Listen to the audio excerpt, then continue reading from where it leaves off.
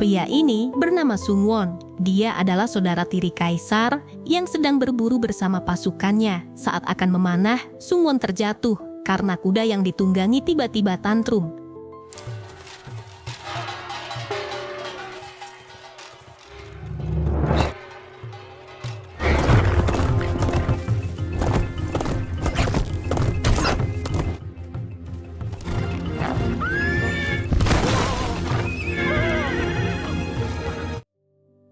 Akhirnya, seorang pelayan bernama Wonyu berhasil memanah rusa itu dan mereka membawanya ke rumah bangsawan bernama Bubu.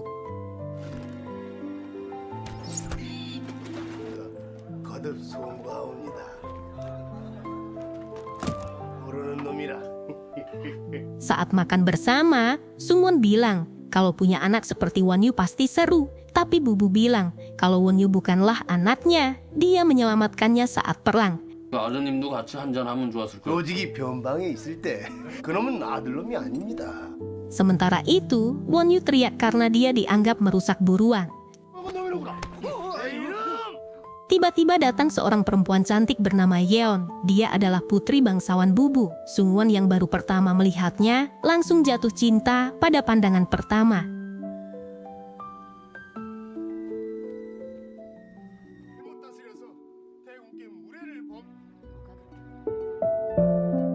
Beberapa hari kemudian, Ibu Suri memarahi Sungwon karena menghabiskan waktunya dengan berburu. Dia juga tahu kalau Sungwon sering datang ke rumah Bubu karena naksir sama anaknya. Ibu Suri marah karena semua orang di istana nggak suka kalau saudara tiri kaisar ada di istana. Jadi dia nggak mau Sungwon buat masalah agar mereka bisa bertahan. 읽는 소리는 들리지 않고 멀다 하고 들락거리는 이유가 무엇이냐? 고작 신참판 딸이라. Saat menemui Ibu Suri, Kaisar malah dituduh memata-matainya dan disalahkan karena belum punya ahli waris. Kaisar menjelaskan kalau dia masih belum bisa melupakan mendiang permaisurinya. Meski bukan ibu kandungnya, Ibu Suri tetap peduli padanya. Karena itulah, Kaisar akhirnya meminta Ibu Suri mencarikan calon permaisuri baru. Yang ternyata, Yeonlah yang akan jadi permaisuri Kaisar. Sungwon yang gak terima pun langsung ke rumah Bubu. Dia nggak mau orang yang dia taksir disolder saudara tirinya. Tapi Bubu nggak bisa menolak permintaan dari istana. 분명히 저하고 약속을 하지 않으셨습니까? 밤이 깊었으니 일단 안으로 드셔서 말씀 좀 나오라고 하시죠. Di malam itu juga, Yeon kabur bersama Wonyu. Mereka kabur ke hutan dan langsung saling solder. Tapi esok paginya,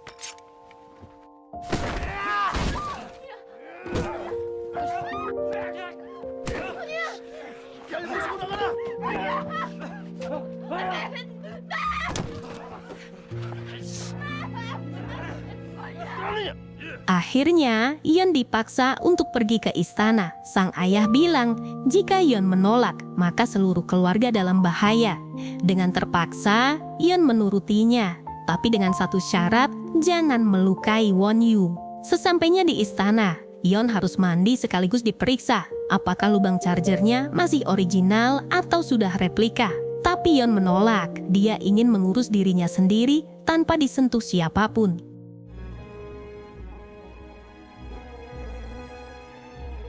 몸도 마음대로 못한단 말이니까. Singkat cerita, Sungwon menjenguk kaisar yang lagi sakit. Mungkin saja dia sakit karena terkena radiasi lubang charger Yeon yang bertenaga nuklir. Tapi tiba-tiba dia pingsan di pangkuan Yeon. 없더니 괄 밖은 어떠한가? 날이 좋아 나달이 잘 영. 며칠 따서 술을 다. Akhirnya, mereka berdua pun saling ngobrol. Sungwon bilang dia akan pergi dari istana setelah kaisar membaik. Karena kalau dia terus di sini, mungkin akan menjadi beban mereka. Dia pun pergi dan meninggalkan kotak yang isinya hadiah tusuk konde emas untuk Yeon.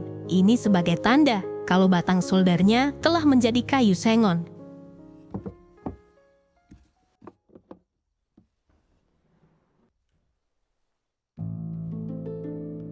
Sementara itu, para tabib yakin kalau ada yang meracuni kaisar. Karena itulah, mereka curiga dengan juru masak istana.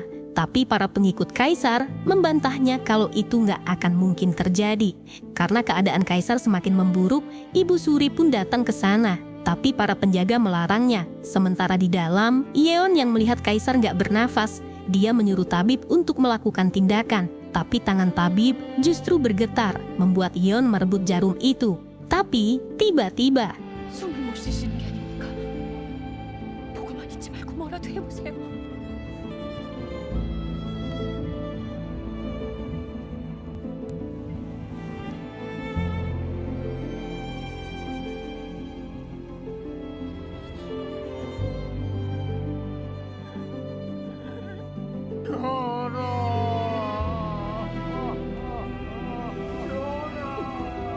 melihat sang kaisar mati, Ibu Suri sangat bahagia bersama menterinya yang bernama Jungho. Ternyata semua ini rencana Ibu Suri dan ingin menyingkirkan semua pengikut sang kaisar.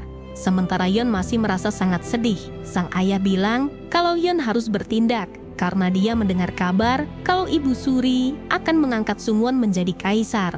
Seharusnya pangeran kecil lah yang jadi penerusnya. Tapi tak lama kemudian Jungho datang membawa pasukannya. 이제 목숨까지도 위험할 수가 있습니다. 명권은 대비마마께 있습니다. 일지를 기록한 수락한 상. 신입처럼 나와서 오라를 받으시오. 감히 여기가 어디라고? 관정을 모의한 여기가 어디라고 큰 소리를 내느냐? Akhirnya, Sungwon diangkat menjadi kaisar. Semua orang harus tunduk padanya. Dia akan menyingkirkan siapapun yang dianggap mengancam kekuasaannya. Ini adalah hari pertama Sungwon menjadi kaisar. Dia langsung disuguhkan lubang charger untuk menanam benih-benih super bertenaga nuklir.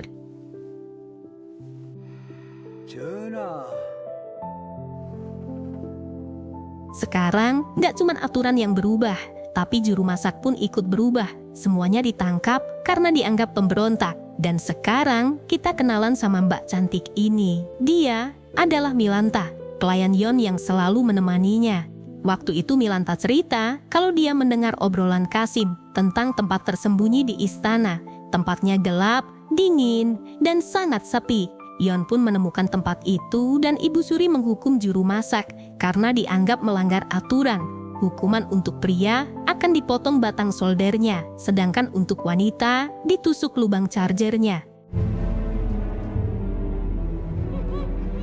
씹어보게 해줘라. Malam harinya, Yeon pulang dan sudah ada Sungwon di kamarnya. Yeon akhirnya cerita kalau dia ingin membebaskan ayahnya. Mendengar itu, Sungwon pun minta maaf dan berjanji akan membantunya. 그간의 일로 상심이 크실 테지만 애비가 영모죄로 갇혀 있는데 야심한 시각에 수행하는 이도 없이 가문 발따름입니다. Esok harinya, semua menteri berkumpul. Mereka menyampaikan daftar orang yang akan dibebaskan dari penjara.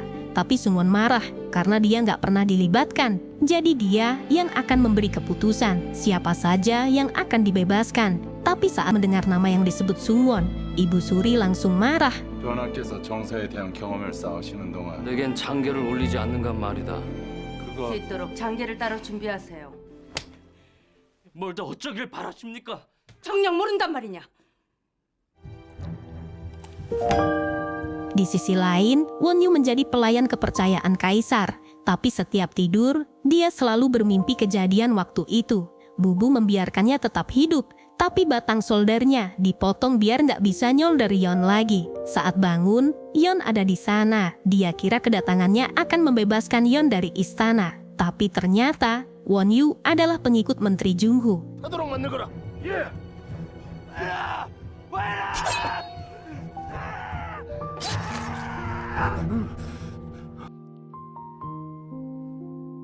연중어 대감의 수하인 걸 모르십니까? 죽은 줄 알았어. Saat Yeon ingin menemui ayahnya, penjaga melarangnya. Dia pun gak masalah dan menitipkan bubur untuk ayahnya. Tanpa dia sadari, Wonyu melihatnya dan mengantarkan bubur itu. Ternyata, dia menyadari kalau bubur itu ada surat dari Yeon. 미음이네. 이거라도 좀 넣어줄 수 있겠나?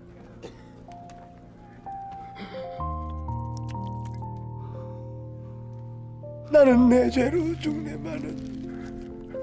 수락관 상궁을 통해 Malam harinya, Yeon ingin menemui ayahnya, tapi dia bertemu sama Wonyu. Won Yu bilang kalau besok pagi mereka semua akan dicabut nyawanya. Mendengar itu, Yeon menemui Sungwon. Dia bilang kalau dirinya nggak ingin melihat ayahnya dihukum mati. 이리 애쓰실 필요가 있겠습니까? 원유야, 이 어린 것과 신첩이 선왕을 따라 죽지. 마마, 무슨 일이십니까? 저희 모자를 먼저 죽여주십시오. Esok harinya, Sungwon meminta Ibu Suri untuk menarik semua hukuman itu. Tapi Ibu Suri tetap menolaknya, karena ini sudah menjadi keputusan final. Mendengar itu, Sungwon pun marah. Dia merasa Ibu Suri hanya menjadikan Sungwon seperti wayang yang gak punya kuasa apapun. 이미 조당에서 의논된 일이요. 하나, 차명의 처함은 너무 과하십니다. 누구 말씀이십니까? 나를 삼가세요, 주상! 께서 우리 모자를 죽이지 않아 형수님이 이 나라의 왕이긴 한 것입니까? Akhirnya, hukuman mati pun tiba. Karena Bubu adalah orang yang paling berpengaruh, dia pun dieksekusi paling pertama dan dipotong kelapa tuanya. Sementara Yeon tak kuasa menahan rasa sedihnya. 신하됨에 있어 반정을 모의해.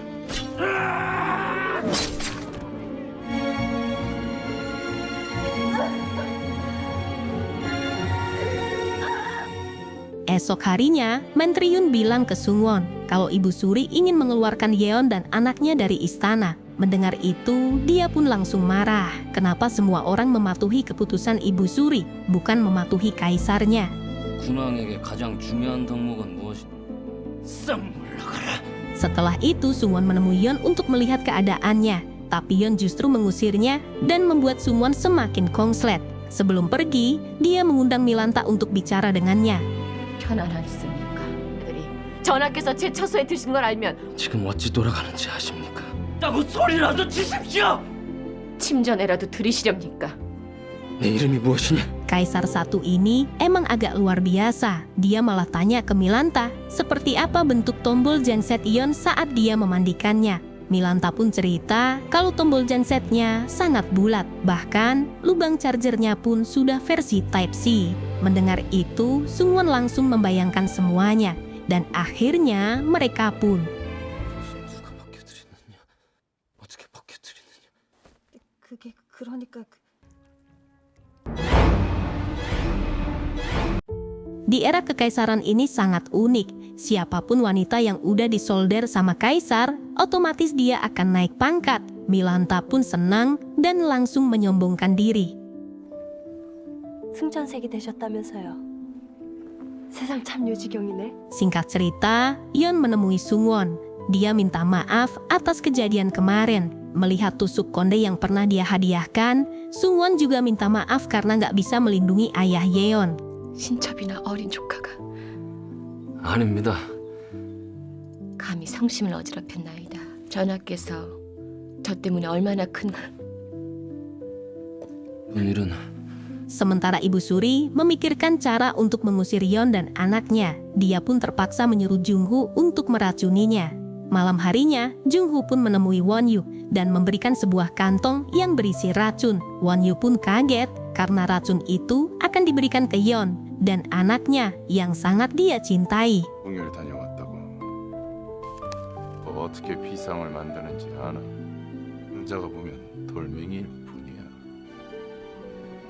Esok harinya, Milanta menemui Kalpanak. Kalpanak ini ahli dalam ramuan penentu keturunan. Milanta ingin diberikan ramuan agar sekali disolder langsung hamil. Sebelum ngasih ramuan itu, Kalpanak harus mengecek versi lubang charger Milanta dan juga tombol gensetnya. 모르겠네. 만져봐야지. 어디 보게나. 아니라니까. Saat menemui kaisar, Milanta justru kena tamparan karena memakai konde milik Yeon. Dia pun langsung diusir keluar, tapi saat membuka pintu,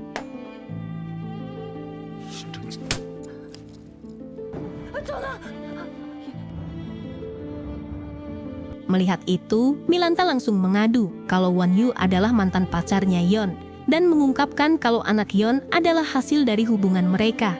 Mendengar itu, Sungwon pun membawanya ke hadapan Yeon. Tapi Yeon bilang kalau mereka nggak ada hubungan sama sekali. Sungwon nggak percaya, pangeran kecil yang lahir di istana pasti hasil hubungan gelap mereka.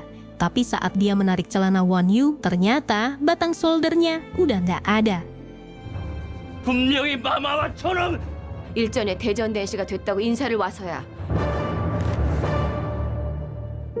Won Yu menemui Yeon, dia menangis karena tahu keadaan Yeon di istana, yang ternyata sangat menyedihkan. Dia pun mengajaknya kabur, tapi Yeon menolaknya, karena kalau kabur dari istana, dia dan anaknya akan mati. 말한다고 해서 내가 지킬 거야.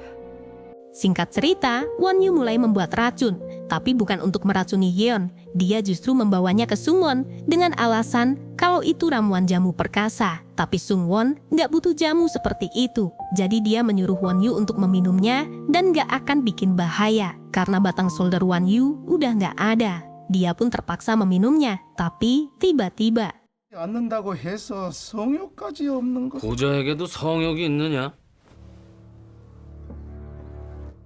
못 마시겠느냐?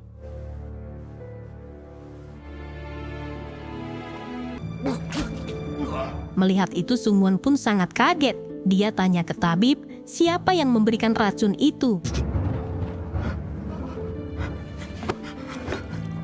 발설하는 자는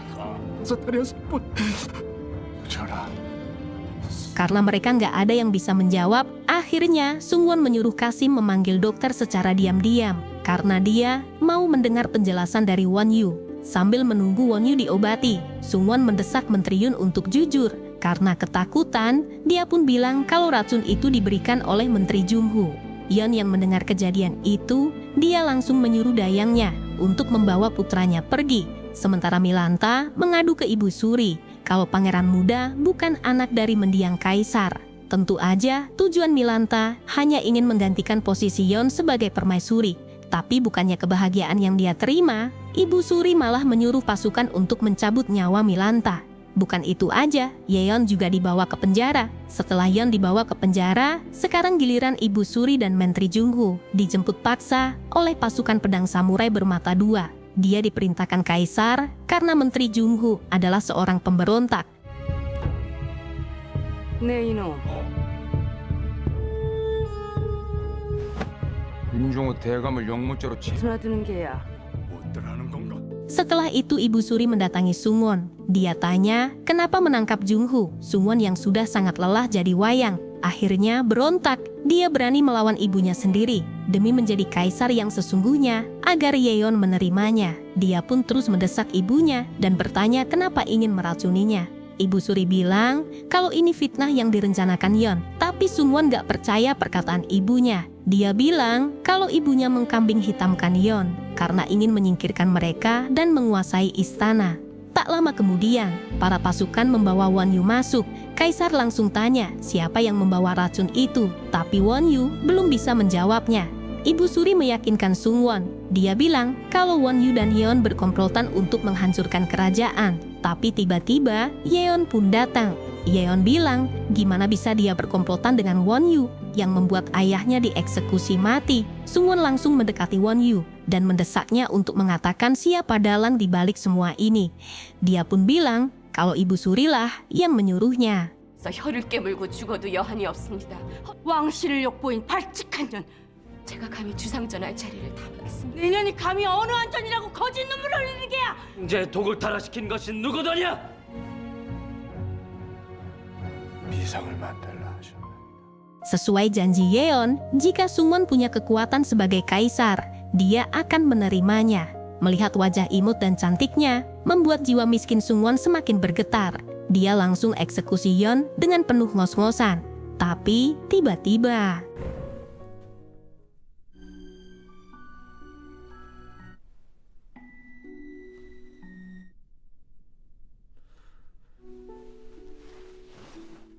이젠 다 됐습니까?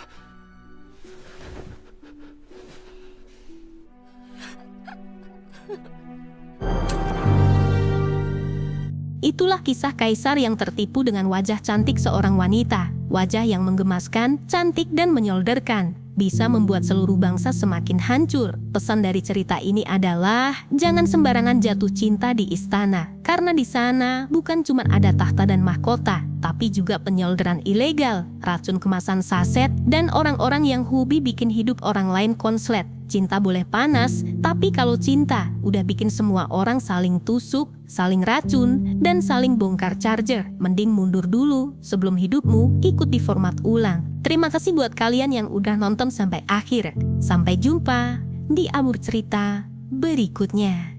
Dadah!